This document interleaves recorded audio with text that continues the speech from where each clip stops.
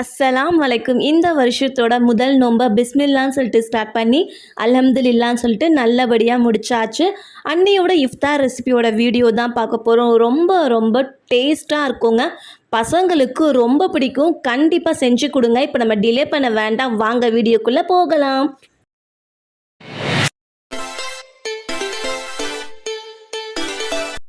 பிளெண்டரில் வந்து ஒரு 3 table spoon அளவுக்கு கற்கண்டு சேர்த்துக்கோங்க.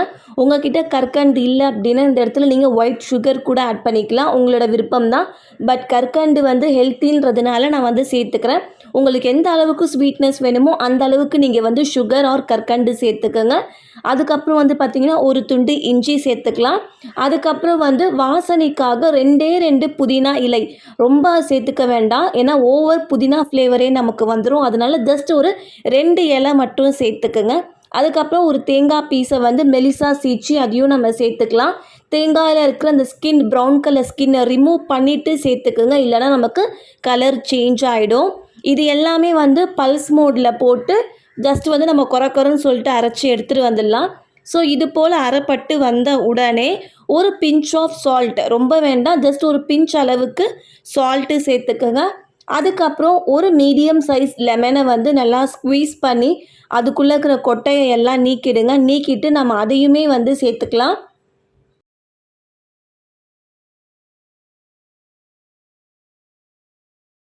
சேர்த்துட்டு அதுக்கப்புறம் வந்து பார்த்திங்கன்னா லெமனோட ஸ்கின்னு, தோல் இருக்கு இல்லையா, அதையுமே வந்து சேர்த்துக்கோங்க. லெமன் ஜூஸ்க்கு வந்து டேஸ்ட்டு கொடுக்குறது இந்த லெமனோட தோலில் தாங்க. நம்ம கடையில் குடிக்கும் போதுமே வந்து ரொம்ப டேஸ்ட்டாக இருக்கும். அதுக்கு மெயின் சீக்ரெட்டே வந்து பார்த்திங்கன்னா இதோட தோல்கள் தான். ஸோ அதிகமாக சேர்த்துக்க வேண்டாம், ஜஸ்ட்டு வந்து ஒரு 2-3 பீஸ் அளவுக்கு குட்டி குட்டியாக சேர்த்துக்குங்க. நல்ல ஒரு ஃப்ளேவர் அண்டு டேஸ்ட்டு கொடுக்கும். இதையும் தண்ணி சேர்க்காமல் நம்ம வந்து அரைச்சி எடுத்துகிட்டு வந்துடலாம். ஸோ அரைச்சி எடுத்தாச்சு.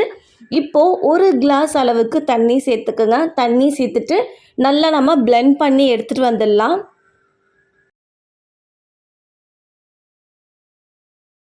சூப்பராக அரைச்சி எடுத்து வந்தாச்சு. எவ்வளோ நுரையாக இருக்குது பாருங்கள். இப்போ ஒரு பவுலில் வந்து ஒரு ஃபில்டரை வச்சு நாம் இதை வந்து வடிகட்டி எடுத்துகிட்டு போகிறோம். இப்போ நான் வந்து டோட்டலாக வந்து 2 கிளாஸ் அளவுக்கு நான் லெமன் ஜூஸ் ரெடி பண்ண போகிறேன். ஸோ ஃபஸ்ட்டு ஒரு கிளாஸை வந்து நான் சேர்த்து நல்லா பிளெண்ட் பண்ணி இப்போ நான் அதை ஃபில்டர் பண்ணி எடுத்துட்டேன். இப்போ இதில் சக்கை இருக்கும் இல்லையா, இந்த சக்கையை வந்து நம்ம தூக்கி போட வேண்டாம். இதே சக்கையை நம்ம என்ன பண்ண போகிறோம் அப்படின்னா மறுபடியும் அதே பிளெண்டரில் போட்டு மறுபடியும் ஒரு கிளாஸ் அளவுக்கு நம்ம தண்ணியை சேர்த்து மறுபடியும் நம்ம அரைச்சி அகைன் நம்ம அதை ஃபில்டர் பண்ணி எடுத்துக்க போகிறோம்.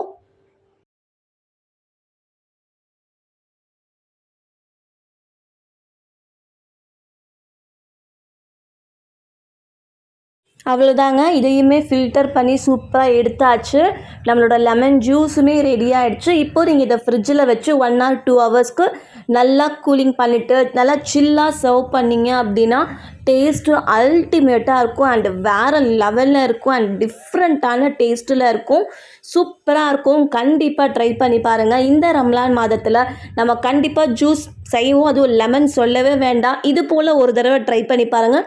வீட்டில் இருக்கிற அத்தனை பேருமே ரொம்ப விரும்பி குடிப்பாங்க. ட்ரை பண்ணி பாருங்கள். சாண்ட்விச்க்கான ஸ்டஃபிங் செய்ய ஸ்டார்ட் பண்ணிடலாம். அதுக்கு ஒரு பேனில் வந்து ஒரு பீஸ் அளவுக்கு பட்டர் சேர்த்துக்கோங்க. பட்டர் வந்து உருகி வந்ததுமே ஒரு 100 கிராம் அளவுக்கு நான் சிக்கன் பீசஸ் எடுத்திருக்கேன். ரொம்ப குட்டி குட்டியாக இருக்கணும் பீசஸ், அதே மாதிரி போன்லெஸ், எலும்புகள் இல்லாமல் பார்த்துக்கோங்க. இப்போ இதை ஹை ஃப்ளேமில் வச்சு 2-3 நிமிஷம் அளவுக்கு நல்லா கலந்து விடுங்க. பீசஸ் வந்து குட்டி குட்டியாக இருக்கும்போது தான் நமக்கு சாண்ட்விச்சில் ஸ்டஃப் பண்ணும்போதும் சரி, சாப்பிடும்போதும் சரி ரொம்ப டேஸ்ட்டாகவும் இருக்கும் அண்ட் ரொம்ப ஈஸியாகவும் இருக்கும். இப்போது தேவையான அளவு உப்பு சேர்த்துக்கோங்க.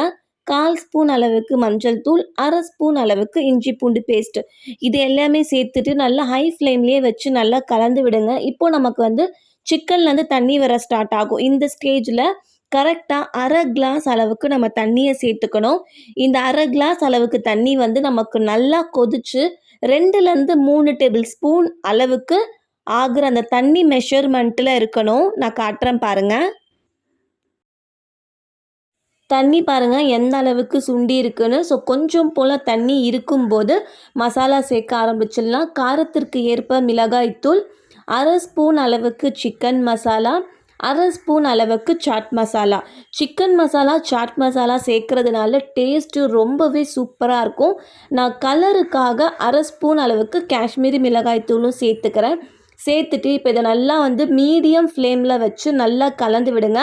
இருக்கிற அந்த தண்ணியிலேயே வந்து அந்த மசாலாஸ் எல்லாமே நல்லா கோட் ஆகணும் அந்த சிக்கனில். ஸ்டவ்வை வந்து நல்லா மீடியம் ஃப்ளேமில் வச்சு வதக்கி விட்டுட்டு அதுக்கப்புறம் ஸ்டவ்வை வந்து நீங்கள் லோ ஃப்ளேம் பண்ணிவிடுங்க. லோ ஃப்ளேமில் வச்சுட்டு ஒரு 3 to 4 மினிட்ஸ் அதை அப்படியே விட்டீங்க அப்படின்னா அந்த தண்ணி எல்லாமே இன்னுமே நல்லா சுண்டி அந்த சிக்கனில் வந்து கோட் ஆக ஸ்டார்ட் ஆகும். இப்போது இந்த டைமில் வந்து அகெயின் ஒரு பட்டர் பீஸை வந்து ஆட் பண்ணிக்கோங்க.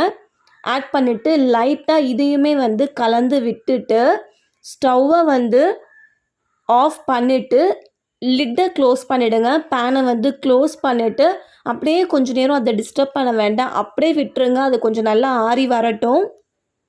அதுக்குள்ளே நம்ம ஒரு சூப்பரான சாஸையும் நம்ம ரெடி பண்ணிடலாம்.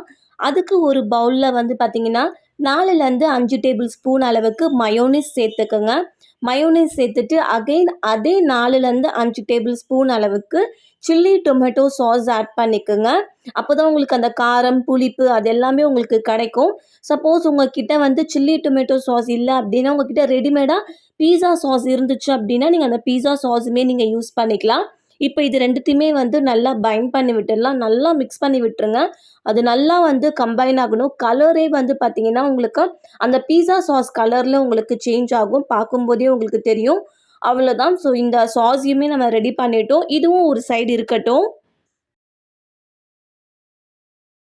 ஸோ இப்போ ஒரு பிரெட் பீஸ் எடுத்துக்கோங்க. சாண்ட்விச் பிரெட் பீஸ் எடுத்தீங்க அப்படின்னா பீஸ் வந்து கொஞ்சம் நல்லா பெருசாக இருக்கும். இப்போது அதில் வந்து நம்ம ரெடி பண்ணியிருக்கிற அந்த சாஸையும் வந்து நல்லா ஸ்ப்ரெட் பண்ணி விட்டுடலாம்.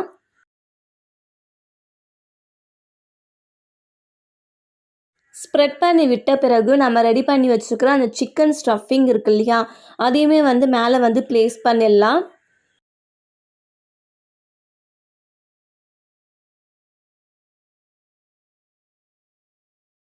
ஸ்டஃபிங் முடிஞ்சதுமே லாஸ்ட்டாக கொஞ்சம் போல் வந்து சீஸையும் ஆட் பண்ணிடலாம்.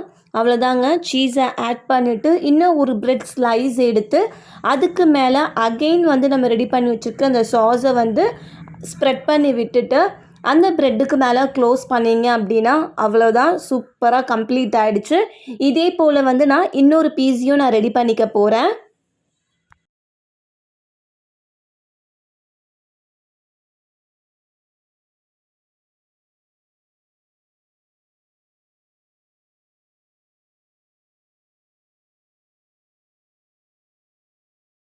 நான் அவனில் தான் டோஸ்ட் பண்ண போகிறேன். அதனால தான் அவன் டோஸ்டர் எடுத்திருக்கேன். ஸோ இதுக்கு மேலே வந்து நம்ம ரெடி பண்ணி வச்சுக்கிற அந்த பிரெட் ஸ்லைசஸை வச்சுட்டு மேலே வந்து கொஞ்சம் போல் பட்டர் ஆர் கீ உங்களோட விருப்பம் தான்.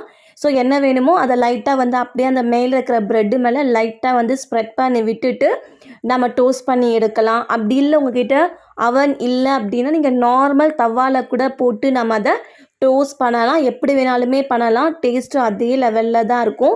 ஸோ இப்போ அவனில் வந்து நான் வச்சுட்டு நான் டெம்பரேச்சர் வந்து பார்த்திங்கன்னா 180 டிகிரிக்கு வைக்கிறேன். டெம்பரேச்சர் 180 டிகிரி வச்சுட்டு ஹீட்டிங் ராட் வந்து பார்த்திங்கன்னா நான் ஃபஸ்ட்டு வந்து லோயர் கிரேட் வச்சுக்க போகிறேன்.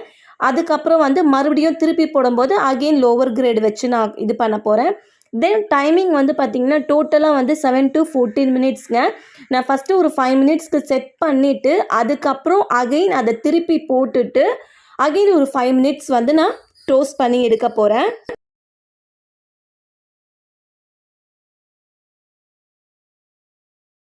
அவ்வளவுதான், சூப்பராக ரெடி ஆயிடுச்சு. இப்போ இதை நம்ம சர்வ் பண்ண வேண்டியது தான்.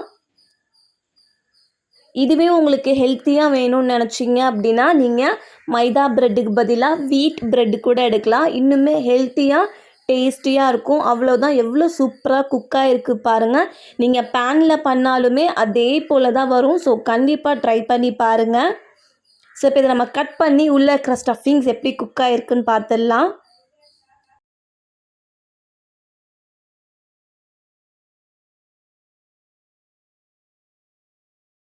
வாவ்! எவ்வளோ அழகாக இருக்குது பாருங்கள் பார்க்க மட்டும் இல்லைங்க, சாப்பிடவும் சூப்பராக இருக்கும். ஸோ கண்டிப்பாக ட்ரை பண்ணி பாருங்கள். உங்களுக்கு என்னோடய ஃபஸ்ட் இஃப்தார் ரெசிபி பிடிச்சிருந்தா மறக்காமல் லைக் பண்ணுங்கள், ஷேர் பண்ணுங்கள், கமெண்ட் பண்ணுங்கள். புதுசாக பார்க்குறவங்களா இருந்தீங்க அப்படின்னா சேனலை மறக்காமல் சப்ஸ்கிரைப் பண்ணுங்கள், பக்கத்தில் இருக்கிற பெல் பட்டனையும் ப்ரெஸ் பண்ணுங்கள். அப்போ தான் நான் போடுற வீடியோஸ் எல்லாமே உங்களுக்கு நோட்டிஃபிகேஷனில் காட்டும். தேங்க்ஸ் ஃபார் வாட்சிங்.